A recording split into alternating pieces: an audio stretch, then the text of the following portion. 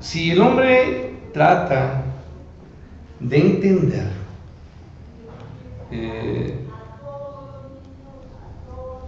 para creer, va esto a fallar. Es algo que hemos dicho en semanas pasadas. Nos hemos esforzado por dar razonamientos, argumentos, pruebas acerca de la existencia de Dios, ¿sí? Argumentos ontológicos, cosmológicos, etcétera, etcétera, para probar la existencia de Dios. Pero si el hombre trata de entender para creer, va a fracasar. Tiene que creer para entender. Es por la fe. Pero ahora que llegamos a este punto y a esta verdad y lo hemos entendido, lo que inicia esta tarde es: no hay absolutamente nada que pueda impactar la vida de un hombre o de una mujer o de un ser humano. No hay nada que pueda impactar tanto como cuando él conoce a Dios. ¿Sí? ¿Lo está masticando conmigo? No hay nada que pueda impactar la vida de un hombre más que cuando conoce a Dios. Hay muchas cosas que nos impactan, ¿no? Que nos impresionan, que nos cambian. Un accidente, ¿qué es lo que cambia muchas veces a una persona? Cuando se casa, cuando se convierte en padre, ¿no? Cuando se convierte en madre, cuando es abuelo, ¿no? Cambian las cosas. Cuando uno entra a algún lado, a una carrera, cuando uno entra a un trabajo, ¿no? Cambia, se le quitan algunas muchas cosas. Es más, cuando uno es pequeño y entra a la escuela, el niño a veces era muy temeroso y luego está con los amigos. Ya cuando uno va el primer día a la escuela, no quiere ir a la escuela, ¿no? No quiere soltar a la mamá. Y luego está con los amigos y ya no quiere estar con quién, con la mamá, porque quiere estar con quién, con los amigos, ¿no? Hay cosas que nos cambian, pero no hay algo que impacte más a la vida de un hombre que el conocer a Dios. De hecho, su vida, mi vida, es un reflejo de lo que conocemos a Dios, o de cuánto conocemos a Dios. Sin lugar a dudas, si usted mira la vida de cualquier persona, usted puede darse cuenta si conoce o no conoce a quién, a Dios. Eso es fácil darse cuenta cuando una persona es verdaderamente un cristiano. Dije algo que no debería decir verdaderamente, porque tendría que decir simplemente cuando es cristiano, cuando es creyente. Pero hago subrayado esto porque hay algunos que nos decimos, pero estamos muy lejos, no hablamos mucho y hacemos que no, nada. Bueno, otros poquito, ¿no? Pastor, no, o sea, tan cruel, ¿no? Sí hacemos algo. Entonces, nuestra vida en realidad es un espejo y refleja lo cuanto, lo mucho, lo poco o lo nada que conocemos a Dios. La pregunta que tú y yo tenemos que hacernos, porque quizá algunos de ustedes han leído mucho o han tomado cursos, han ido, inclusive algunos de aquí han tenido la bendición de estar en un seminario, ¿no? O han participado en cursos, han venido aquí a capacitación, han recibido alguna conferencia, han participado en escuelas bíblicas de vacaciones, han sido maestros de escuela dominical, están trabajando y bueno, vienen en la mañana, vienen en la tarde, han recibido tantos mensajes y tienen amistades que les mandan y han escuchado predicaciones y pueden decir, bueno, yo conozco a Dios, conozco de Dios, ¿no? E inclusive nos pueden decir, conozco de la doctrina de Dios, me puedo saber de memoria los atributos, los atributos visibles o los atributos no visibles de Dios. Puedo conocer lo que puede decir, puedo decir de memoria las doctrinas de nuestra fe bautista, ¿no?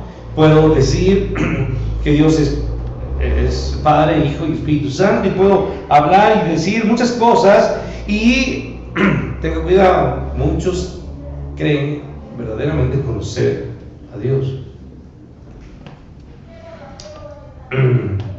Voy a hablar ahora de qué tipo de conocimiento me estoy refiriendo, porque a este ciclo de conferencias las he titulado Conocer a Dios.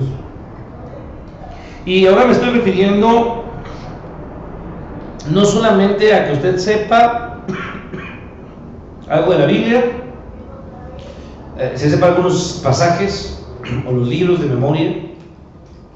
No me refiero a ese conocimiento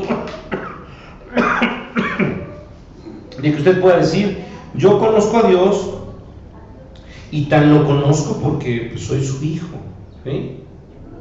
Y pues de modo que no diga que no soy hijo de Dios. Esa es una forma de verlo, pero la pregunta es, me refiero al conocimiento que cambia. A ver, hermanos, que una persona conozca de memoria la doctrina, se sepa versículos de la Biblia, tenga su Biblia, se sepa atributos de Dios, pasajes acerca de Dios, ¿eso implica que ha cambiado su vida? ¿No? Entonces, ¿cuál es el conocimiento que cambia, que transforma, que impacta, que influencia más en la vida de una persona? Porque yo puedo conocer mucho acerca de Dios y no conocer nada de Dios. Fíjese, es algo como paradójico, chistoso, ¿no? Pero esta es la realidad. A muchas personas les ha pasado. De hecho, los ateos que han estudiado teología, porque un ateo estudia teología para negar la existencia de ¿quién? De Dios. Claro. Yo créeme que lo sé porque uno de mis cuñados, el papá de Denny, Josué, que quizá lo conoce, es un ateo. Y con él pocas veces cuando platiqué y lo conocí, él iba a la iglesia, escuchaba a la iglesia, iba y conocía. Y cuando yo hablaba con él sabía acerca de la Biblia. Es impresionante, pero muchos líderes, y hoy platicaba un poquito con los jóvenes porque la clase de los adultos, no sé si ya lo tocó la hermana, acerca de Jim Jones. ¿Sí saben quién es Jim Jones? ¿No? ¿Sí conocieron? Él se declaró ateo después de haber nacido en una iglesia metodista, haber fundado la iglesia del templo del pueblo y haber causado la masacre de 900 personas en la Guyana francesa, ¿no? Y lo digo muy curioso porque eso sucedió cuando yo tenía 1 año 2 días, en el 78, el 18 de noviembre del 78. 900 personas se suicidaron con cianuro. A 250 niños les hicieron tomar o les inyectaron cianuro. Y él dijo que era ateo cuando él mismo se hablaba acerca de Jesucristo, porque su iglesia cuando nació era el templo del pueblo de Jesucristo. Conocía la Biblia, predicaba la Biblia y era ¿qué? Ateo. ¿No? ¿Sí? Bueno, los teólogos entonces de hoy que tienen doctorados en teología son ateos, muchos de ellos, y conocen acerca de Dios, pero su conocimiento es solamente teológico. Su conocimiento únicamente es conceptual, cerebral, por así decir, ¿sí? De lo que es Dios.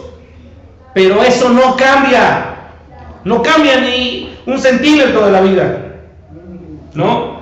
Lamentablemente eso ocurre en la mayoría de los que estudian teología desde los púlpitos o leen o básicamente tienen un conocimiento y se aprenden y dicen Dios es santo, Dios es soberano, y uno le dice, ¿por qué dices eso? ¿Por qué afirmas eso? Y ellos simplemente contestan porque Él es soberano y no pueden discutir con Dios.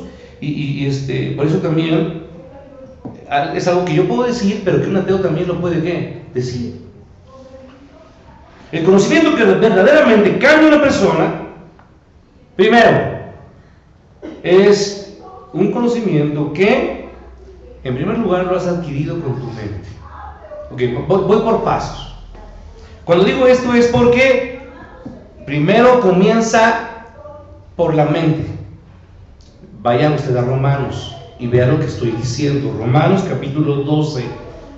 Usted conoce este pasaje y muchas veces lo he escuchado. No os conforméis a este siglo, sino que transformaos por medio de la renovación de nuestro entendimiento. Entonces, el cambio primeramente se comienza a dar ¿en dónde? En mi entendimiento, en mi mente. Renueva mi mente, ¿sí? Así comienza. Y ese conocimiento que usted o yo hemos adquirido es algo que nos hace meditar sobre ese conocimiento. Uno lee la palabra de Dios, la vuelve a leer y empieza a rumiar. Y cuando digo rumiar, me imagino como y estamos, porque nos cuesta. Hay un tipo de carne, no me acuerdo cómo se llama, pero una me platicaba mi esposo, que cuando uno la come, la tiene que masticar. Pero, ay, jole, ¿cómo? Y uno hasta termina cansado, como el coco, ¿no? Pues así tiene que hacerse con la palabra de Dios. Y ahí parece uno ratón, o no sé qué decirle, o llama, ¿no? Que está ahí moviendo, ¿sí? Y así es con la palabra de Dios, porque la leemos y la volvemos a ¿qué? A leer, y la volvemos a leer, y volver a leer, y a comprender, y volvemos a hacernos preguntas sobre el texto, y volvemos, y así es, la masticamos, y volvemos, y traemos, y comienza en mi mente, y luego de mi mente se empieza a bajar ¿a dónde? A mi corazón, ¿sí? Lo traigo aquí, y luego lo comienzo a aplicar a mi vida, y ahí es donde está sucediendo algo maravilloso, cuando lo comienzo yo a aplicar a mi vida, de manera que ahora el conocimiento comienza a bajar, y después que baja el corazón, entonces tú permites que esa siga actuando, mi mente, mi corazón, y ahora esto se convierte en una práctica de lo que yo que soy. ¿Ya vio?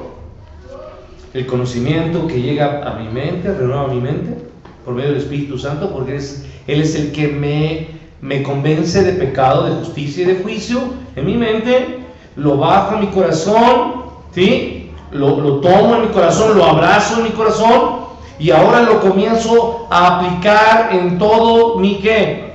En todo lo que hago, ¿sí? En lo que yo comienzo a hacer. Entonces a eso, más bien, yo podría decir entonces, y solo entonces, en la vivencia, no sé si está bien dicho, la vivencia en mi vida, ¿sí? En lo que yo estoy haciendo, yo soy cambiado. Mis palabras comienzan a ser ¿qué? Distintas. Mis actitudes comienzan a ser ¿qué? Distintas. Y cuando de repente el monstruo dentro de mí quería salir, le digo, calmadito, deja allí. No actúes como ese animal instintivo. No empieces a escupir. Empieza a callar. Deja de hablar y comienza a escuchar más. Pon atención, piensa más lo que estás diciendo, lo que vas a decir. Porque el Espíritu Santo comienza a crecer en mí. Y el Espíritu Santo me da amor, ¿no? Gozo, paz, dominio ¿qué? Propio. Paz, paciencia, benignidad, ¿qué más? Mansedumbre, ¿qué? Templanza. Es algo que el Espíritu Santo produce en mí, se hace un conocimiento, entonces, conocimiento, voy a poner el nombre, experiencial. No sé si sea eso correcto, pero pues, quiero que le tengo que llegar a lo que quiero que usted me entienda. Un conocimiento que no solamente está aquí, Un conocimiento que ha permeado internamente y luego ¿qué? Externamente, en lo que yo hago. Porque Dios obviamente afecta mi vida o no afecta mi vida y afecta mi existencia. Y lo que yo era, ¿ahora qué? Ahora ya no soy. Porque ahora dice, porque con Cristo estoy juntamente ¿qué? Crucificado, y lo que ahora vivo, lo vivo ¿qué? En la fe del Hijo de Dios. Mas ya no vivo ¿qué? Yo, mas Cristo vive en mí. Un conocimiento vivencial, experiencial, práctico. Mire, Hechos 17, esto nos lleva a este conocimiento que está en Hechos 17, a ese me refiero. Verso 28, dice la palabra, porque en Él vivimos, nos movemos y existimos. En Él vivo, he cobrado vida en Él, una vida espiritual nueva, ¿sí?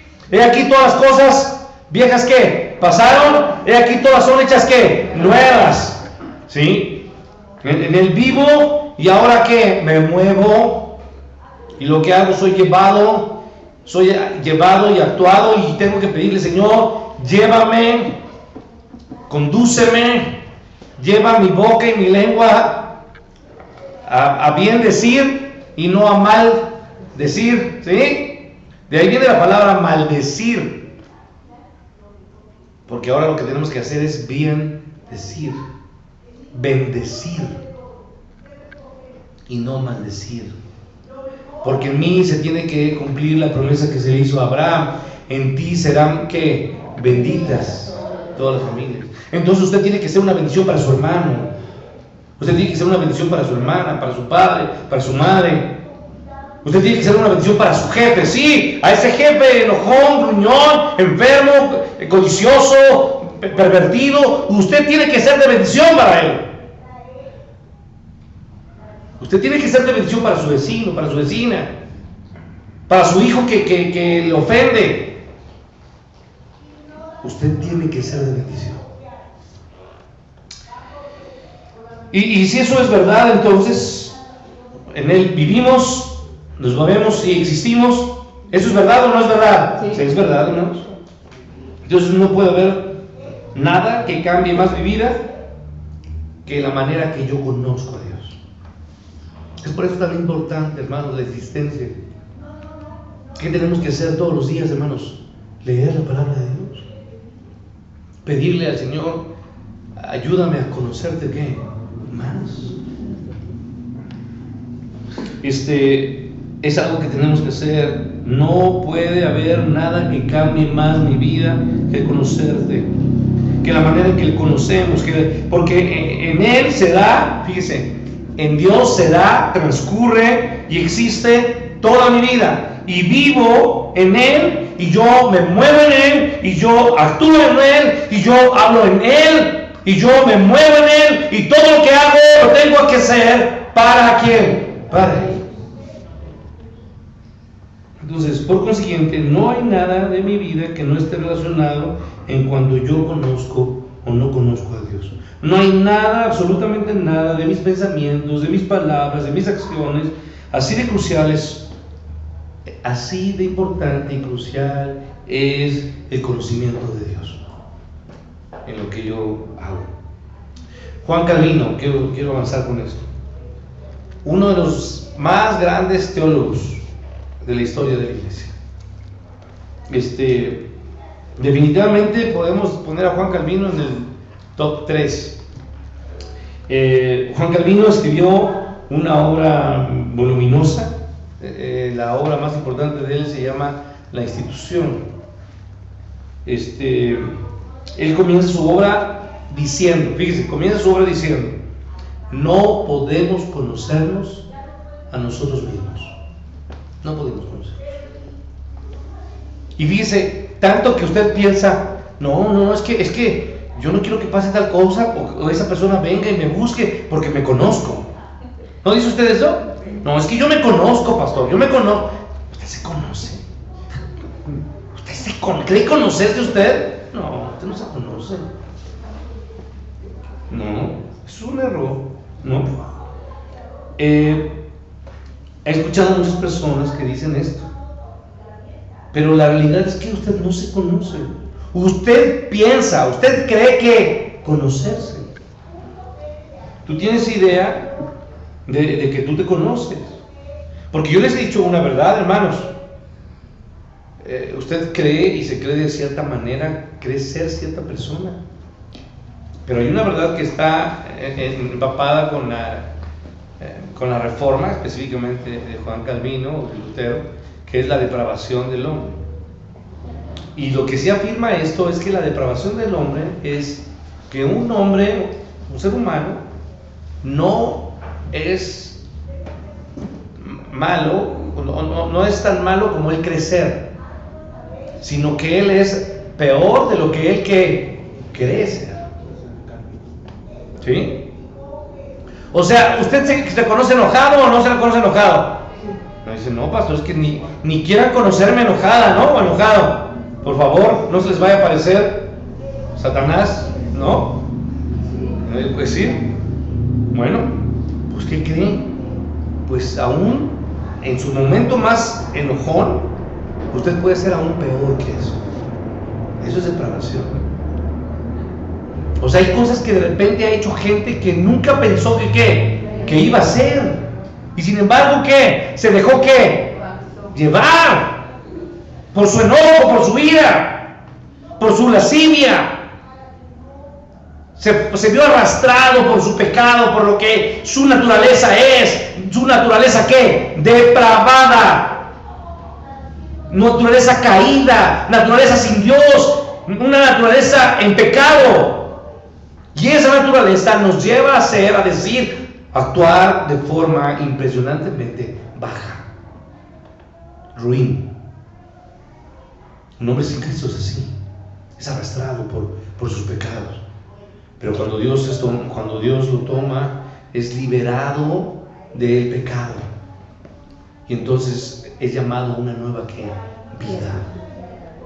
Y lo primero que hace la vida en espíritu es una vida controlada por su espíritu. Y entonces dejamos de hacer, dejamos de ya llevarnos por el pecado que nos asedia. Bueno, voy a terminar. Juan Calvino entonces dice que nadie se conoce.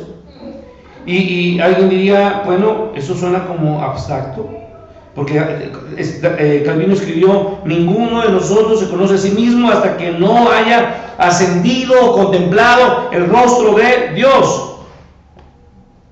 Esto es algo como lo que le sucedió a ¿quién? A Moisés, que fue llamado al Sinaí, ¿no? Y subió al Sinaí y pudo ver la gloria de ¿quién? De Dios.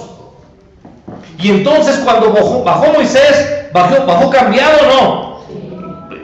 Iluminado, transformado, ¿sí? Estuvo frente a la presencia de la gloria de ¿quién? De Dios. Y eso que solamente vio sus espaldas, se dice, ¿no? Aunque Moisés le decía, muéstrame tu rostro. Entonces, alguien puede decir, pastor, eso suena muy abstracto. Y yo solamente se lo voy a explicar para terminar. Isaías, en su tiempo, fue considerado el hombre más recto de la nación. No es algo que Isaías dijera de sí mismo, no. El pueblo lo consideraba como un hombre entregado a Dios, recto.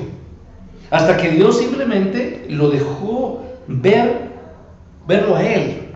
Y cuando Isaías lo ve a él, Isaías solamente clama y dice, santo, santo, santo. Y después de eso, Isaías se sintió destrozado. Como lo mismo le pasó a Pedro.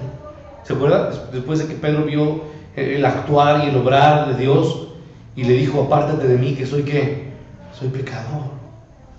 Isaías se sintió como impuro delante de Dios, se sintió nada, porque lo que Dios hace, hermanos, es que un hombre en realidad cuando conoce a Dios, entonces se da cuenta de lo ruin, de lo bajo, de lo impuro, de lo soez, de lo insignificante que es uno, de lo tan alejado o de lo tan grande que es Dios y de lo tan miserable que soy yo. Hermano, yo no creo que tú y yo estemos a la altura de Isaías.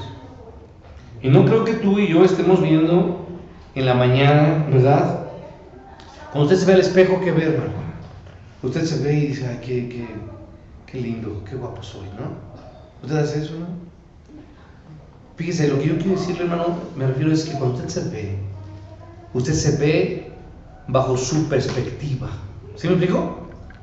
Bajo la opinión que usted tiene de quién, de sí mismo.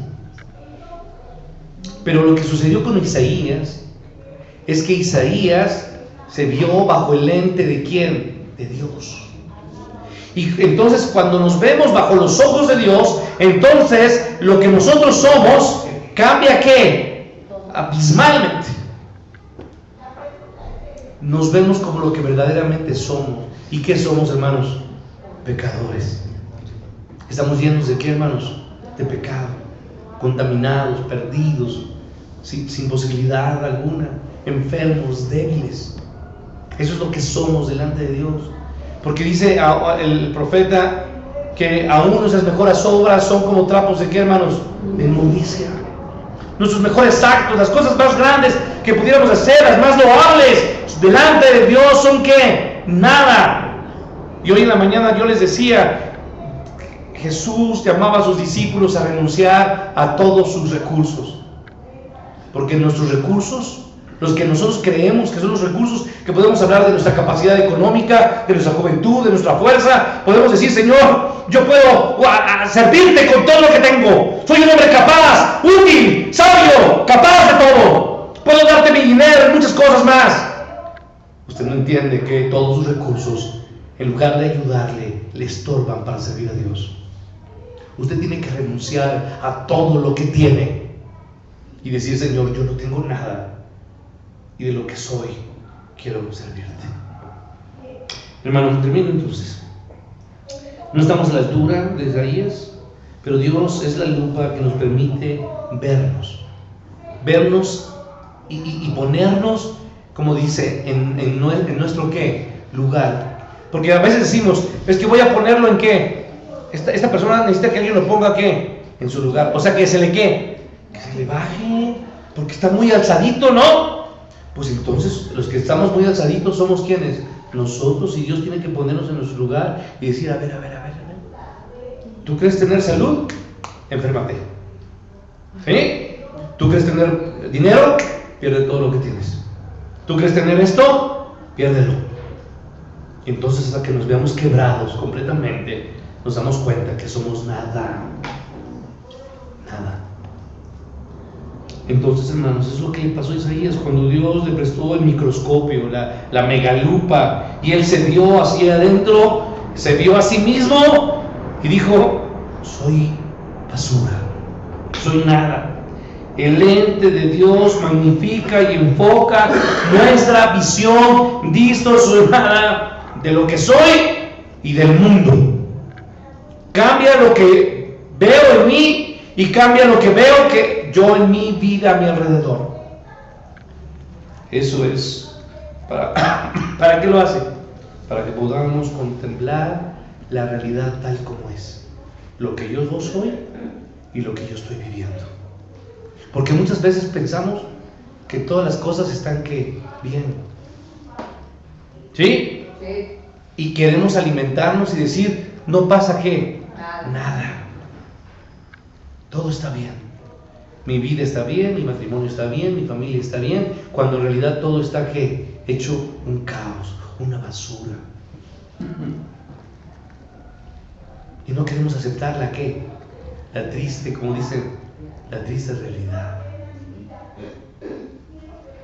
Pensamos que nuestra vida está bien, nuestra familia está bien, nuestra iglesia está bien, y la realidad es que nada de eso está ¿qué?